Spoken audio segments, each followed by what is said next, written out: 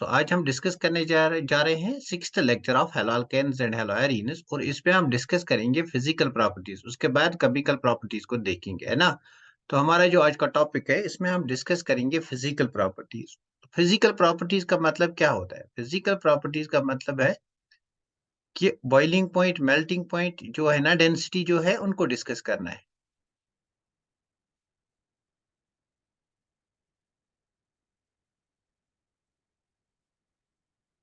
चलिए डिस्कस करते हैं फिजिकल प्रॉपर्टीज। जो हमारे पास अल्काइल हैलाइड्स होते हैं, मतलब जिनकी फार्मूला, जनरल फार्मूला है RX। ये जो अल्काइल हैलाइड्स होते हैं यूजुअली ये कलरलेस होते हैं व्हेन दे आर प्योर। तो ये बात याद रखने की जरूरत नहीं है, they are colourless when pure. लेकिन वहीं पे अगर हम ब्रोमाइड्स और आयोडाइड्स की बात करेंगे, they develop colour when exposed to light. अगर हम इनको एक्सपोज करेंगे towards sunlight, they develop colour, है ना।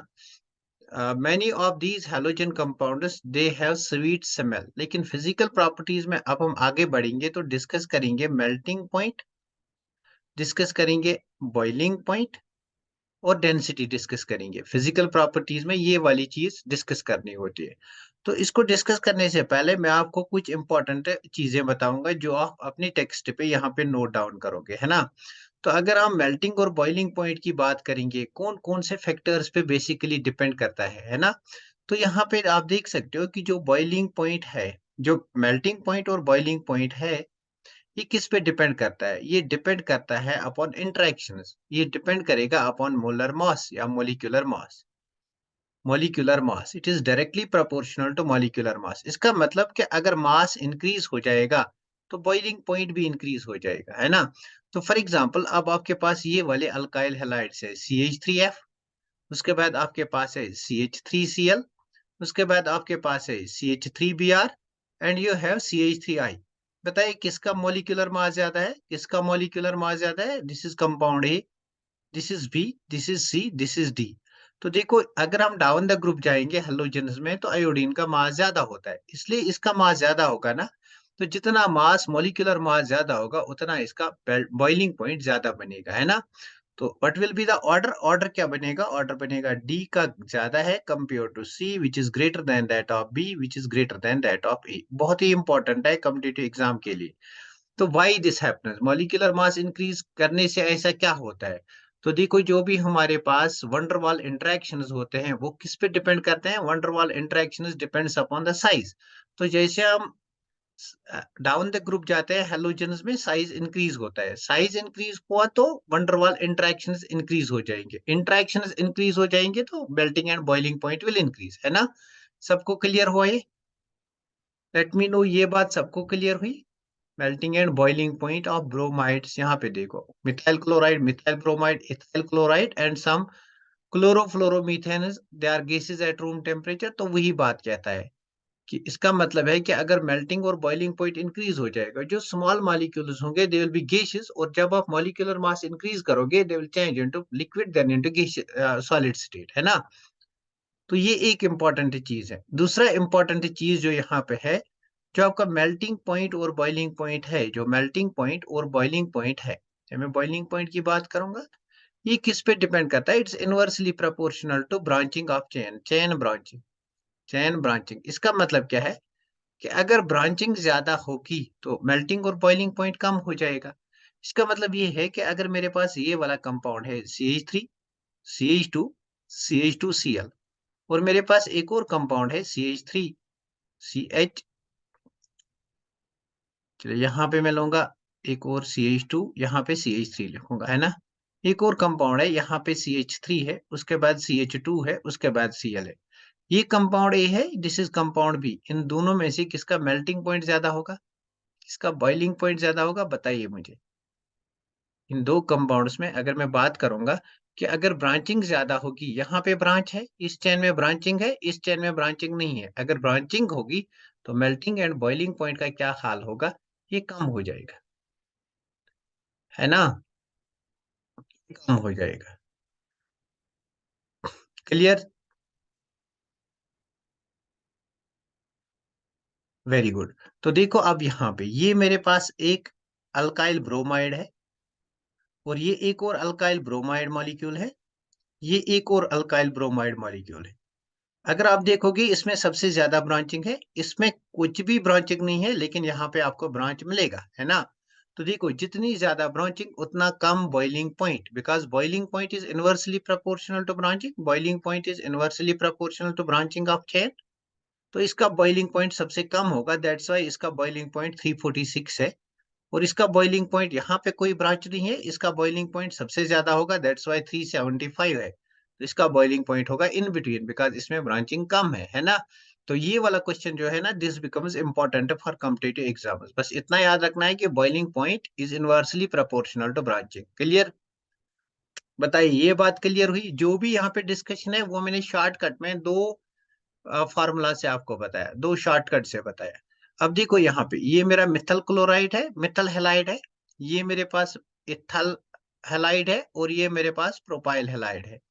तो मैंने अभी कहा कि अगर मॉलिक्यूलर मास इंक्रीज हो जाएगा तो क्या होगा?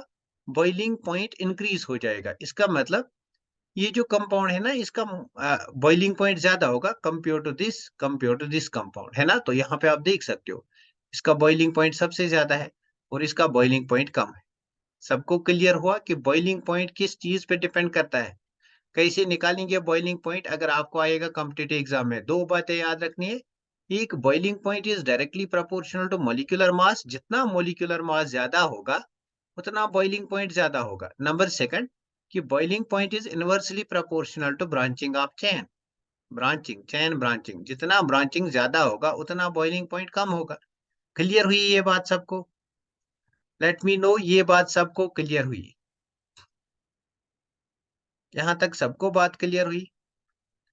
अगर क्वेश्चन आएगा तो यहाँ ऐसा टाइप ऑफ क्वेश्चन आ सकता है ना? यहाँ ऐसा टाइप ऑफ क्वेश्चन आ सकता है। अब आते हैं हम कुछ डेरिवेटिव्स के ऊपर। डेरिवेटिव्स के ऊपर बात करेंगे तो हमारे पास ये वाला कंपाउंड है। चलो, यहाँ पे इसने बनाया होगा, उसी को देखते हैं।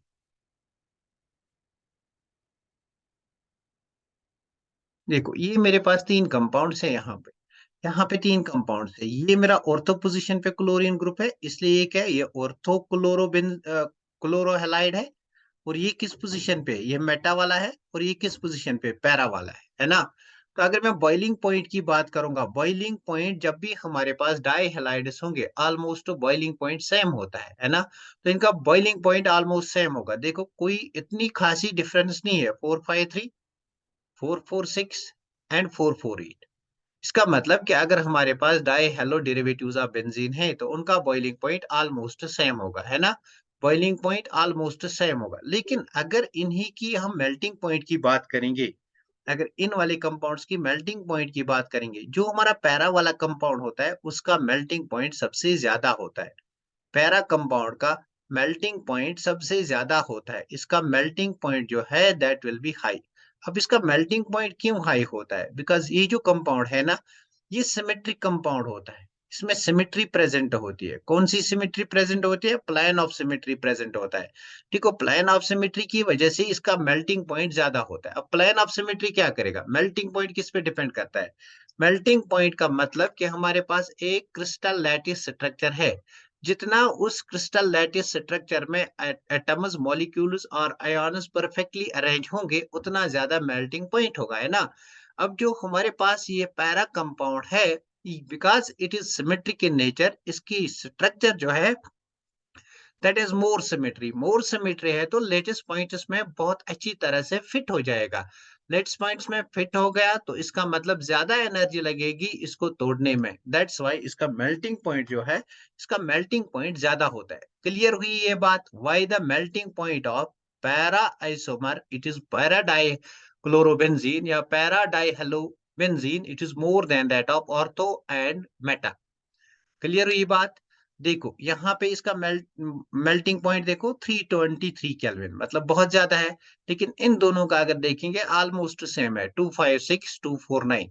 तो हम यहाँ पे ये कह सकते हैं कि पैरा का मेल्टिंग पॉइंट सबसे ज्यादा होता है, उसके बाद ऑर्थो का, उसके बाद मेटा का मेल्टिंग पॉइंट ऑर्डर ये होता है। बहुत ही इंपॉर्टेंट है, किसी भी कॉम्पिटिटिव एग्जाम के लिए बहुत ज्यादा इंपॉर्टेंट है melting point order of die halo benzene.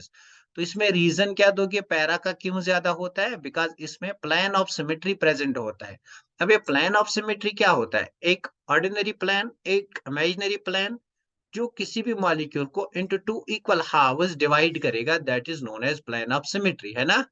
तो देखो इसमें प्लेन ऑफ सिमेट्री प्रेजेंट होता है, मतलब पैरा वाला कंपाउंड जो होता है इट इज मोर सिमेट्रिक होने की वजह से क्या होगा, ये क्रिस्टल स्ट्रक्चर में बेसिकली फिट हो जाएगा, उसकी वजह से ज्यादा टेम्परेचर आपको देना पड़ेगा, ज्यादा हीट देनी पड़ेगी इस मॉलिक्यूल का इस मॉलिक्यूल का मेल्टिंग पॉइंट लाने के लिए। सबको क्लियर हुआ? बताइए मुझे, फिजिकल प्रॉपर्टीज मैंने यहाँ पे पढ़ाई है आपको।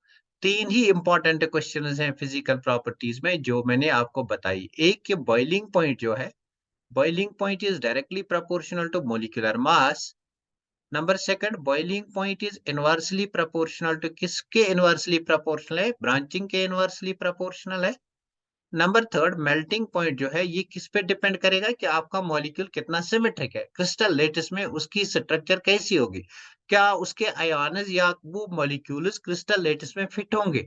अगर ज्यादा सिमेट्री होगी तो ज्यादा फिट होंगे, ज्यादा एटम्स का अरेंजमेंट अच्छा होगा, ज्यादा अच्छा अरेंजमेंट होगा तो बेसिकली मेल्टिंग पॉइंट ज्यादा होगा। मतलब ये किस पे डिपेंड करता है? ये डिपेंड करता है सिमेट्री पे। और सिमेट्री क्या डिसाइड करेगी? लैटिस स्ट्रक्चर को।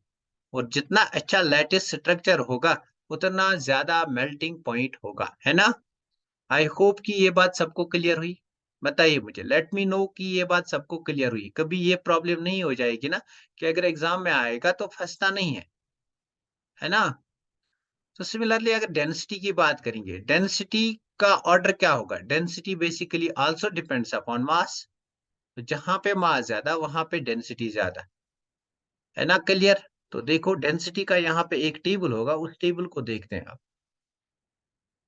देखो ये मेरे पास कुछ मॉलिक्यूल्स गिवन है, these are certain molecules given. ये एन प्रोपाइल क्लोराइड है, ये एन प्रोपाइल ब्रोमाइड है, ये एन प्रोपाइल आयोडाइड है। लेट मी से ये कंपाउंड ए है, ये कंपाउंड बी है, ये कंपाउंड सी है। पता इनका बॉइलिंग पॉइंट का ऑर्डर क्या होगा? What will be the order of boiling point? किसका ज्यादा होगा? ए बी सी इसलिए मैंने मार्क किया सो दैट आप इजीली आंसर दे सकोगे। बताओ बॉइलिंग पॉइंट का ऑर्डर क्या होगा, किसका बॉइलिंग पॉइंट ज्यादा होगा? जल्दी से कोड करके बोलो, what will be the order of boiling point? Very good, बहुत बढ़िया, वेरी नाइस। सीबीए, हाँ। तो देखो यहाँ पे आयोडीन है, आयोडीन का मास ज्यादा होता है compare to that of bromine, उसका ज्यादा होता है compare to that of chlorine. Boiling point किस पे डिपेंड करेगा? मोलर मास पे, मॉलिक्यूलर मास पे। तो मतलब सी का बॉइलिंग पॉइंट ज्यादा होगा compare to B, compare to A. और जिसका बॉइलिंग पॉइंट ज्यादा, जिसका मास ज्यादा, उसकी डेंसिटी ज्यादा। अब देखो इसकी डेंसिटी 1.74, इसकी डेंसिटी 1.33, इसकी डेंसिटी 0.89, है ना? क्लियर हुआ आप? मैं क्लियर हुआ? गलती से हुआ? कोई बात नहीं, कोई बात नहीं। अब इन वाले कंपाउंड्स में देखो, यहाँ पे आपको मिलेंगे 3 हैलाइड आयन्स, यहाँ पे 4 हैलाइड आयन्स। जितना ज्यादा हेलोजन होगा उतना मोलर मास इंक्रीज हो जाएगा, जितना ज्यादा मोलर मास हो जाएगा ना उतना ज्यादा डेंसिटी हो जाएगा। तो डेंसिटी इसका सबसे ज्यादा होगा। यहाँ पे 3 क्लोरीन है, फिर इसका, यहाँ पे 2 क्लोरीन, फिर इसका। तो इनमें मुझे बता, ये कंपाउंड ए है, कंपाउंड बी, कंपाउंड सी, इनका बॉइलिंग पॉइंट का ऑर्डर बता जल्दी से। What will be the boiling point order of these compounds? इनका boiling point का order बता।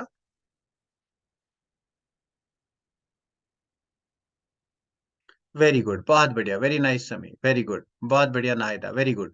तो मतलब boiling point depends upon molar mass, तो इसका मास ज्यादा है, therefore boiling point order is C B A, या density order is C B A. Clear? तो ये बात क्लियर हुई। उसके बाद आते हैं एक और फिजिकल प्रॉपर्टी पे, that is known as solubility. अब यहाँ पे आपको कंसेप्ट होना चाहिए कि सॉल्युबिलिटी किन वाले फैक्टर्स पे डिपेंड करेगा। अगर आपको ये बात समझ में आ गई कि सॉल्युबिलिटी किस किस फैक्टर पे डिपेंड करेगा, तब तो आप इजीली कह सकोगे कि किस मॉलिक्यूल की कितनी सॉल्युबिलिटी है ना? तो सॉल्युबिलिटी का थोड़ा सा डिस्कशन करते हैं, देखेंगे सॉल्युबिलिटी क्या चीज है और किस पे डिपेंड करेगा। तो देखो सॉल्युबिलिटी की बात करेंगे तो बेसिकली मेरे पास हेलो अल्केन होगा ना, ये मेरे पास आर एक्स है, हेलो अल्केन है। तो मैं सॉल्युबिलिटी इन वाटर पहले चेक करूंगा, ये मेरे पास यहाँ पे वाटर है। तो इन दोनों को अगर मैं मिलाऊंगा उसके बाद जो रिजल्टिंग कंपाउंड आएगा, जो यहाँ पे प्रोडक्ट आएगा, उसका नेचर मुझे देखना है ना? पहले मुझे देखना है इस वाले बॉन्ड का नेचर, आर एक्स में टाइप ऑफ इंटरेक्शन, इसकी इंटरेक्शंस देखनी है। मतलब ये जो आर एक्स मॉलिक्यूल है, फॉर एग्जाम्पल मिथाइल क्लोराइड, इसमें कौन सी टाइप ऑफ इंटरेक्शन है। फिर उसके बाद देखने हैं सॉल्वेंट की इंटरेक्शंस, मतलब वाटर वाटर इंटरेक्शन कैसा होगा, solvent solvent interaction, solvent solvent interaction. और यहाँ पे जो आपको प्रोडक्ट मिलेगा that will be different product, उसमें देखना है इंटरेक्शंस, है ना? तो देखो जो भी हमारे पास हेलो अल्केन्स होते हैं, वाटर में अगर डिसॉल्व करोगे they are very little soluble in water, मतलब इनकी सॉल्युबिलिटी इन वाटर बहुत कम होती है। मैं कहूंगा कि जो हमारे पास आर एक्स है ना, अगर मैं इसको वाटर में डिसॉल्व करूंगा तो ये कम सॉल्युबल होगा, इसकी सॉल्युबिलिटी जो होगी दैट विल बी लेस। अब इसकी सॉल्युबिलिटी कम क्यों होगी, ये किस पे डिपेंड करेगा, ये डिपेंड करेगा कि ये जो यहाँ पे आपको न्यू प्रोडक्ट बनेगा, उसमें जो इंटरेक्शंस होंगे, उसमें जो बॉन्ड बनेगा, वो उतना स्ट्रॉन्ग बॉन्ड नहीं बनेगा जितना आपका अल्काइल हैलाइड का बॉन्ड है ना? तो रिएक्शन तभी होगी ना जब प्रोडक्ट में ज्यादा स्ट्रॉन्ग बॉन्ड्स बनेंगे। ये कॉमन सेंस है, आप ए और बी को मिलाते हो, ए और बी को मिलाते हो, तो ए टाइप ऑफ इंटरेक्शंस है, इसमें बी टाइप ऑफ इंटरेक्शंस है, और प्रोडक्ट तभी बनेगा ए बी जब यहाँ पे जो बॉन्ड है ये स्ट्रॉन्ग बॉन्ड बनेगा, है ना? अब सिंस जब आप अल्काइल हैलाइड को वाटर के साथ ट्रीट करते हो तो जो आपके पास प्रोडक्ट मिलता है, उस प्रोडक्ट का बॉन्ड जो होता है, बॉन्ड स्ट्रेंथ जो होती है वो कम होती है। इसका मतलब क्या है? इसका मतलब कि वहां पे delta H of bond formation कम होता है। तो delta H of bond formation कम होने का मतलब क्या है कि इंटरेक्शन पॉसिबल नहीं है, अगर है तो बहुत कम है। दैट इज वाई कि जो आपका हेलो अल्केन है that is very little soluble in water. देख अब मुझे बता, अगर मुझे हेलो अल्केन को वाटर में सॉल्युबल करना है तो मुझे क्या करना पड़ेगा? अब मेरे पास ये जो हेलो अल्केन है, इसको मैंने वाटर में डिसॉल्व किया, ये इजीली सॉल्युबल नहीं है, बट मैं चाहता हूं कि ये वाटर में सॉल्युबल हो जाए, तो मुझे क्या करना पड़ेगा ये बता। What are you going to do if you want this haloalkane to get dissolved in water? तो बेसिकली आपको यहाँ पे हीट देनी पड़ेगी, एनर्जी देनी पड़ेगी, है ना? इसका मतलब हेलो अल्केन्स ऑर्डिनरी कंडीशंस में वाटर में उतने सॉल्युबल नहीं होते, तो सॉल्युबल कैसे बनेंगे? जब आप उसको एनर्जी देंगे, है ना? तो ये बात यहाँ पे लिखी गई है इस वाले पैरा में। तो अगर वाटर में ये कम सॉल्युबल हैं, तो कौन से सॉल्वेंट में सॉल्युबल होंगे? तो जो हमारे पास हेलो अल्केन्स होते हैं they are soluble in organic solvents. जो भी हमारे पास ऑर्गेनिक सॉल्वेंट्स होते हैं, उनमें सॉल्युबल होते हैं। Organic solvents like that of carbon tetrachloride, like that of cyclohexanol. ये जो हमारे पास साइक्लोहेक्सेन, ये जो हमारे पास ऑर्गेनिक सॉल्वेंट्स होते हैं, इनमें हेलो अल्केन सॉल्युबल होते हैं। व्हाई? ये डिपेंड करता है नेचर ऑफ इंटरेक्शंस पे। वहां पे जो बॉन्ड बनेगा वो बहुत ज्यादा स्ट्रॉन्ग बॉन्ड बनेगा, और जहां वहां पे एनर्जी रिलीज हो जाएगी, है ना? जब बॉन्ड स्ट्रांग बनेगा, एनर्जी रिलीज हो जाएगी, तभी इंटरेक्शंस पॉसिबल है, तभी सॉल्युबिलिटी इंक्रीज हो जाएगी। ये सारा कुछ इस वाले पैरा में लिखा गया है। क्लियर? बताओ मुझे, क्लियर हुई बात? सबको बात क्लियर हुई?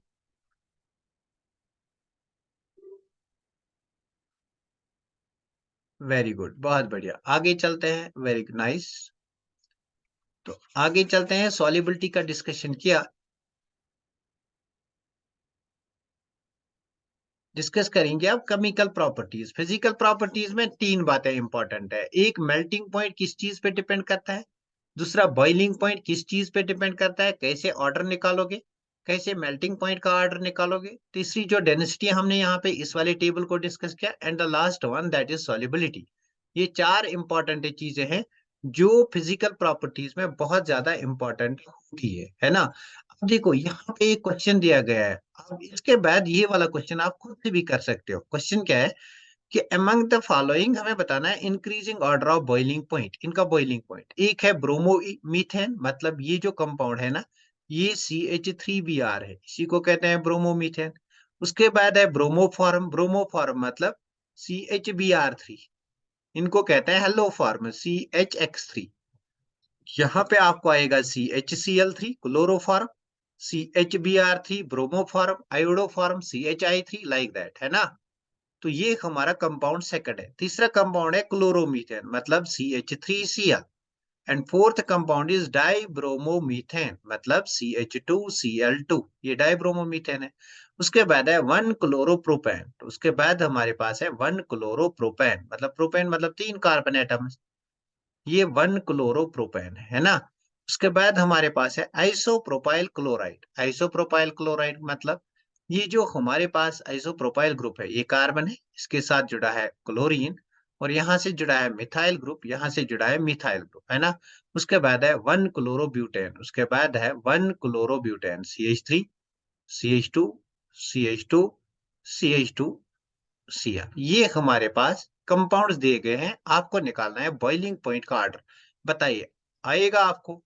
तो चलिए इन वाले कंपाउंड्स को पहले ये जो क्वेश्चन नंबर 1 है, क्वेश्चन नंबर 1 इन कंपाउंड्स को चेक करते हैं। तो बॉइलिंग पॉइंट की बात हो रही है। अगेन जो लोग लेट आए, देखो बॉइलिंग पॉइंट किस पे डिपेंड करता है? It is directly proportional to molecular mass. अगर मॉलिक्यूलर मास इंक्रीज होगा, तो बॉइलिंग पॉइंट इंक्रीज होगा। देखो यहाँ पे आपका मास एक ब्रोमीन की वजह से है, यहाँ पे 3 ब्रोमीन है, यहाँ पे क्लोरीन है, यहाँ पे क्लोरीन है।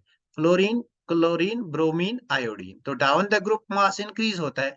आयोडीन का मास सबसे ज्यादा होगा, उसके बाद ब्रोमीन का, उसके बाद क्लोरीन का। अब देखो ब्रोमीन वाले का सबसे ज्यादा होगा, है ना? ब्रोमीन वाले का ज्यादा है तो यहाँ पे ज्यादा ब्रोमीन है। इसका मतलब अगर मैं इस कंपाउंड को ए मानूंगा, इसको बी कंपाउंड मानूंगा, this is C compound, this is D compound. तो बताइए सबसे ज्यादा बॉइलिंग पॉइंट किसका होगा? जिसका मास ज्यादा होगा, मतलब B will be most, B will have the highest boiling point, है ना? उसके बाद CH3Br है, ये वाला हमारे पास क्या, यहाँ पे एक सेकंड, डाई ब्रोमोमीथेन। कहाँ पे डाई ब्रोमोमीथेन है? ये ब्रोमोमीथेन है, ब्रोमोफॉर्म है। क्लोरोमीथेन है, ये डाई ब्रोमोमीथेन है, दिस इज Br2। ये Br2 है। अब देखो यहाँ पे आपको एक Br है, यहाँ पे दो Br है, ये वाला कंपाउंड है। यहाँ पे दो Br है, मतलब उसके बाद डी आएगा। उसके बाद आपका आएगा, यहाँ पे ब्रोमीन है, यहाँ पे क्लोरीन है, ब्रोमीन का ज्यादा है तो उसके बाद ए आएगा, उसके बाद आपका आएगा सी। ये ऑर्डर है। क्लियर हुआ सबको? बताइए मुझे, ये ऑर्डर सबको क्लियर हुआ? BDAC, हाँ वेरी गुड, बहुत बढ़िया, BDAC, वेरी नाइस। सबको क्लियर हुआ? जो लोग लेट आए, बॉइलिंग पॉइंट किस पे डिपेंड करेगा? मोलर मास पे। जितना ज्यादा मॉलिक्यूलर मास, उतना ज्यादा बॉइलिंग पॉइंट। एज सच ये क्वेश्चन कॉम्पिटिटिव एग्जाम में टेक्स्ट से उठा के देते हैं।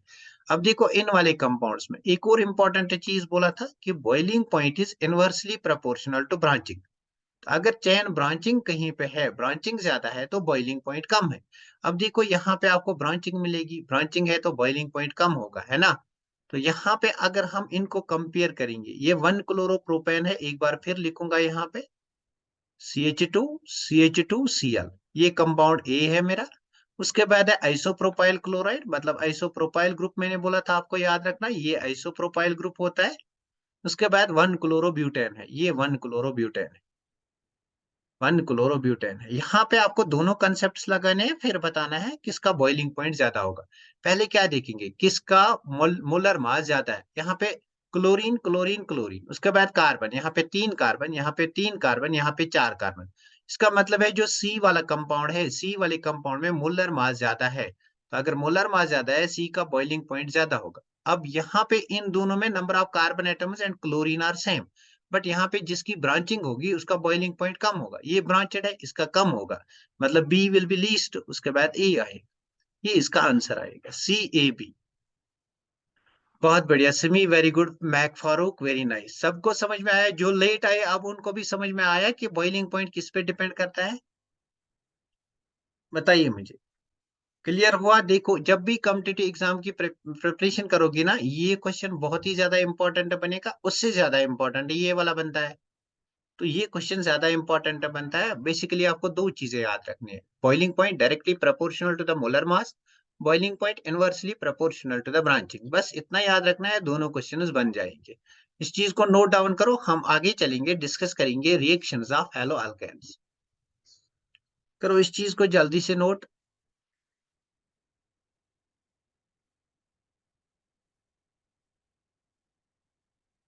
तो पहले कंसेप्ट को समझना होता है। कंसेप्ट को कैसे समझेंगे? दो चीजें हमने डिस्कस की, melting point, boiling point. Boiling point किस पे डिपेंड करेगा? वंडरवाल इंटरेक्शन पे। वंडरवाल इंटरेक्शन किस पे डिपेंड करता है? साइज ऑफ द मॉलिक्यूल पे। जितना मॉलिक्यूल का साइज ज्यादा होगा, उतने ज्यादा वंडरवाल फोर्सेस ऑफ इंटरेक्शन होंगे। और जितने वंडरवाल फोर्सेस ऑफ इंटरेक्शन ज्यादा होंगे, तो उतना बॉइल करने में ज्यादा टेम्परेचर लगेगा ना। That's why boiling point is directly proportional to molecular mass. पहला इंपॉर्टेंट पॉइंट। बात करेंगे मेल्टिंग पॉइंट की, तो मेल्टिंग पॉइंट किस वाले फैक्टर पे डिपेंड करता है, पहले ये अंडरस्टैंड करना है।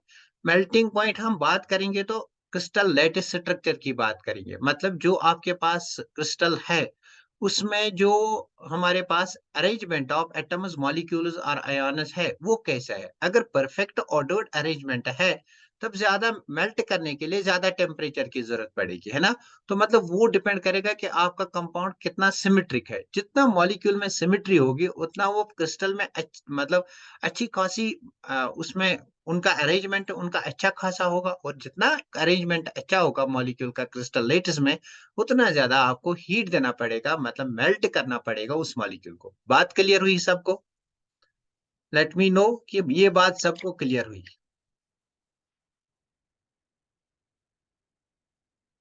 हाँ, वेरी गुड। अब आते हैं, अब डिस्कस करते हैं केमिकल प्रॉपर्टीज़। तो बहुत ही इम्पोर्टेंट है ये वाला part. Chemical properties of haloalkanes. अगर हम हैलो अल्केन्स की बात करेंगे ना, अगर हम हैलो अल्केन्स की बात करेंगे, तो इनके जो टिपिकल रिएक्शंस होते हैं, मतलब कौन-सी रिएक्शन शो करते हैं, इनमें बहुत ही इम्पोर्टेंट आता है, ये वाली reaction number first that is nucleophilic substitution reaction. तो इनमें होता है nucleophilic substitution reaction. Nucleophilic substitution reaction बहुत ही फेवरेट रिएक्शन है किनकी? हैलो अल्केन्स की, है ना? नंबर सेकंड रिएक्शन जो इनकी होती है that is elimination reaction. Elimination reactions इनका मैकेनिज्म हमें जानना है, elimination reactions. And number third reaction जो इनकी होती है that's reaction with metals. Reaction with metals. लेकिन सबसे ज्यादा इंपॉर्टेंट जो है they are these two reactions, nucleophilic substitution reactions और एलिमिनेशन रिएक्शंस जो हैं बहुत ही ज्यादा इंपॉर्टेंट हैं। ये बहुत ज़्यादा इम्पोर्टेंट बनती है। न्यूक्लियोफिलिक सब्स्टिट्यूशन रिएक्शंस और elimination reactions, these are the typical reactions of haloalkanes and haloarenes. तो हम डिस्कस करेंगे न्यूक्लियोफिलिक सब्स्टिट्यूशन रिएक्शन को पहले। पहले डिस्कस करेंगे न्यूक्लियोफिलिक सब्स्टिट्यूशन रिएक्शन को। अगर हम बात करेंगे न्यूक्लियोफिलिक सब्स्टिट्यूशन रिएक्शन को, इसमें क्या होगा? हमारा जो न्यूक्लियोफाइल होगा, अब ये न्यूक्लियोफाइल क्या है? हमारा जो न्यूक्लियोफाइल होगा, न्यूक्लियोफाइल किसको कहेंगे? या तो न्यूक्लियोफाइल होगा नेगेटिवली चार्ज्ड स्पेशीज, कोई भी नेगेटिवली चार्ज्ड स्पेशीज, कोई भी negatively charged species like that आपके OH माइनस है, लाइक दैट आपके NH2 माइनस है, लाइक दैट आपकी Cn माइनस है। ये हमारे पास नेगेटिवली चार्ज्ड न्यूक्लियोफाइल्स है। Cl माइनस है, Br माइनस है। All negatively charged species they are called nucleophiles. Nucleophile का मतलब है nucleus loving. Nucleo means nucleus, phile means loving, phile means affinity. मतलब जो न्यूक्लियस को लव करेगा, जो न्यूक्लियस पे अटैक करना चाहेगा। अब आपको पता है कि न्यूक्लियस में कौन सी चार्ज होती है? जरा मुझे बताइए न्यूक्लियस में कौन सी चार्ज होती है? Nucleus of an atom carries what type of charge? जल्दी से मुझे बता। न्यूक्लियस ऑफ एन एटम, ये कोई एटम है मेरे पास और ये इसका न्यूक्लियस है। इस न्यूक्लियस में कौन सी चार्ज होगी? वेरी गुड, बहुत बढ़िया। Nucleus of an atom carries positive charge, है ना? अब इस पॉजिटिव चार्ज को कौन अटैक करना चाहेगा? कौन इसको लव करेगा? किसको इसके इसकी एफिनिटी होगी? अगर कोई नेगेटिवली चार्ज स्पेशी होगी या species with lone pair of electrons. अगर आपकी स्पेशी के पास लोन पेयर ऑफ इलेक्ट्रॉन्स है, तो फॉर एग्जांपल वाटर, इसके पास लोन पेयर ऑफ इलेक्ट्रॉन है। फॉर एग्जांपल अमोनिया, इसके पास लोन पेयर ऑफ इलेक्ट्रॉन है। फॉर एग्जांपल अल्कोहल, इसके पास लोन पेयर ऑफ इलेक्ट्रॉन्स है ना? तो देखो ये जो स्पीशीज हैं जिनके पास इलेक्ट्रॉन्स होते हैं, जो इलेक्ट्रॉन रिच होते हैं, कैसे हम बोलेंगे इलेक्ट्रॉन रिच? या तो इनके पास नेगेटिव चार्ज होगी या लोन पेयर ऑफ इलेक्ट्रॉन्स होगी, वही वाली स्पीशीज इस पॉजिटिव चार्ज को अटैक करेंगे। दैट्स व्हाई इसको कहते हैं nucleophilic. Nucleophilic means nucleus loving, having affinity towards nucleus, है ना? तो यहाँ पे जो भी हमारा न्यूक्लियोफाइल होगा, या तो वो नेगेटिवली चार्ज्ड स्पीशी होगा या क्या होगा, species with lone pair of electrons. I will coat here certain examples. For example मेरे पास वाटर है, इसके पास लोन पेयर ऑफ इलेक्ट्रॉन है। मेरे पास अमोनिया है, इसके पास लोन पेयर ऑफ इलेक्ट्रॉन है। मेरे पास अल्कोहल है, इसके पास लोन पेयर ऑफ इलेक्ट्रॉन है। मेरे पास RSH है, इसके पास लोन पेयर ऑफ इलेक्ट्रॉन है। सल्फर भी आता है ना ऑक्सीजन वाली फैमिली में। तो सिमिलरली मेरे पास OH माइनस है, मेरे पास NH2 माइनस है नेगेटिव, मेरे पास RO माइनस है, मेरे पास RS माइनस है। अब इनमें मुझे आपको एक बात बतानी है। देखो ये न्यूट्रल स्पीशीज है, ये चार्जेड स्पीशीज है ना? Charged species are more nucleophilic, they are stronger nucleophiles compare to their neutral counterparts. इसका मतलब OH इज मोर न्यूक्लियोफिलिक, इसका मतलब OH ज्यादा न्यूक्लियोफिलिक है compare to that of water. NH2 minus ज्यादा न्यूक्लियोफिलिक है compare to that of ammonia. OR minus ज्यादा nucleophilic है compare to that of ROH, and RS minus is more nucleophilic compare to that of RSH। तो बात क्या लिखेंगे कि negatively charged species are generally more nucleophilic than those of their neutral counter parts, है ना? लिखा? बताइए, आई होप कि ये आपने लिखा होगा। अब ये वाला न्यूक्लियोफाइल जो है, इनमें से कोई भी अगर इसको हम सब्स्टिट्यूट करेंगे, क्या कैसे सब्स्टिट्यूट करेंगे? ये एक हमारे पास हेलो अल्केन है, इसको हमने न्यूक्लियोफाइल के साथ ट्रीट किया। अब मैं जनरली न्यूक्लियोफाइल को NU माइनस से रिप्रेजेंट करूंगा। NU माइनस का मतलब न्यूक्लियोफाइल। तो देखो क्या करूंगा, सब्स्टिट्यूट करूंगा हेलोजन के बदले, मतलब हेलोजन को निकालूंगा, यहाँ पे न्यूक्लियोफाइल आएगा। तो देखो यहाँ पे ओवरऑल क्या होता है, न्यूक्लियोफाइल सब्स्टिट्यूट होता है इन प्लेस ऑफ हैलोजन। तो इन वाली रिएक्शंस को कहेंगे न्यूक्लियोफिलिक सब्स्टिट्यूशन रिएक्शंस। लेकिन ब्रॉडली हम इन रिएक्शंस को दो कैटेगरीज में क्लासिफाई करेंगे। One is known as unimolecular nucleophilic substitution and other is known as biomolecular nucleophilic substitution. तो ये दोनों हम डिस्कस करेंगे SN1 and SN2 reaction mechanism. यहाँ तक सबको बात क्लियर हुई? पहले मुझे बता, लेट मी नो कि यहाँ तक सबको बात क्लियर हुई, तभी हम आगे जाएंगे, डिस्कस करेंगे कि SN1 और SN2 क्या होता है। बेसिकली ये जो मैंने आपको बताया ना, दीज आर वीक न्यूक्लियोफाइल्स। ये जो मैंने आपको बताया ना कि ये जनरली वीक होते हैं and these are stronger nucleophiles, ये हमें काम आएगी कहाँ पे? SN1 SN2 में। दैट्स वाई इतना बताया। क्लियर? तो जनरली न्यूक्लियोफिलिक सब्स्टिट्यूशन मतलब आपका न्यूक्लियोफाइल आएगा, हेलोजन के बदले सब्स्टिट्यूट हो जाएगा, बनेगा न्यूक्लियोफिलिक सब्स्टिट्यूशन। लेकिन इसका मैकेनिज्म क्या होता है, इसको कैसे अंडरस्टैंड करेंगे, इसकी डेप्थ में कैसे जाएंगे, वो बातें डिस्कस करेंगे। आई होप कि ये बात आपने लिखी होगी, बहुत ज्यादा इंपॉर्टेंट है। लिख लिया ये? नोट किया ये? लेट मी नो कि ये आपने नोट किया। हाँ, चलिए फिर मैं आगे चलता हूँ, डिस्कस करी के न्यूक्लियोफिलिक रिएक्शन जो है वो कौन कौन सी टाइप की होंगी।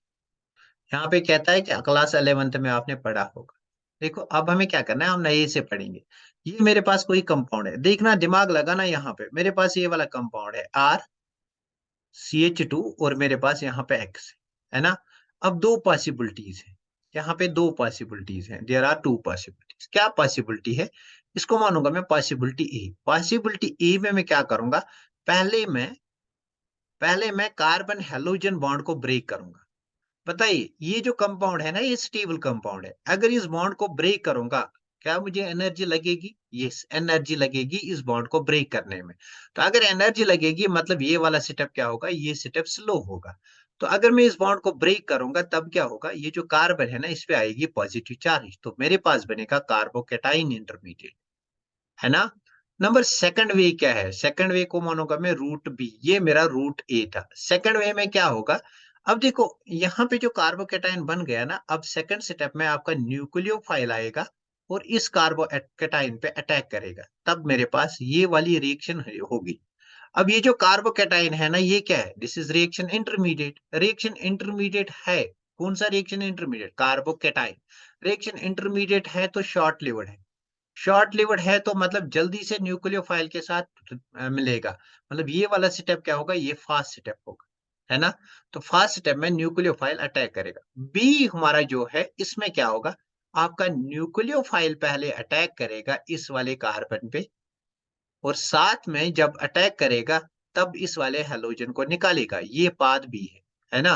तो पहले क्या हुआ, आपका न्यूक्लियोफाइल आया, न्यूक्लियोफाइल आया, इस कार्बन के पास दो हाइड्रोजन थे, और यहाँ से न्यूक्लियोफाइल आया और ये बॉन्ड ब्रेक होने लगा जो हैलोजन के साथ है। मतलब यहाँ पे आपको 5 कोऑर्डिनेट इंटरमीडिएट बनेगा, 1 2 3 4 5।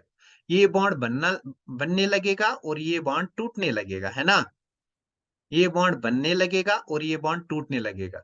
देखो 5 कोऑर्डिनेट इंटरमीडिएट जो है कार्बन का, कार्बन नेवर फॉर्म्स 5 बॉन्ड्स, इसलिए क्या होगा, ये अनस्टेबल होगा। अनस्टेबल होगा तो फास्ट रिएक्शन करेगा, इसको बाहर निकालेगा, तब जाके आपके पास जो कंपाउंड आएगा वो इस टाइप का होगा, है ना? न्यूक्लियोफाइल अटैक करेगा।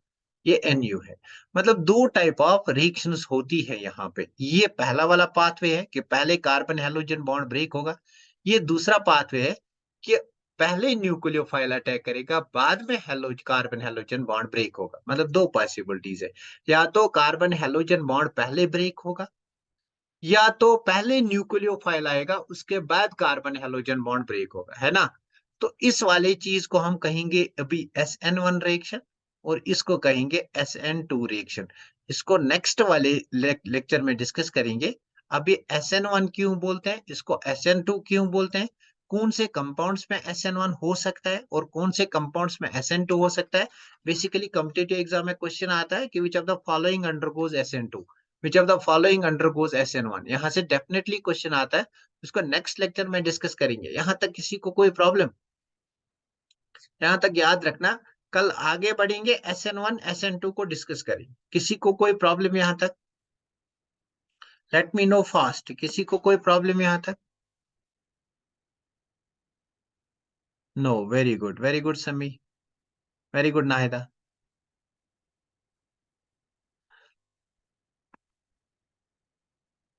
Very good.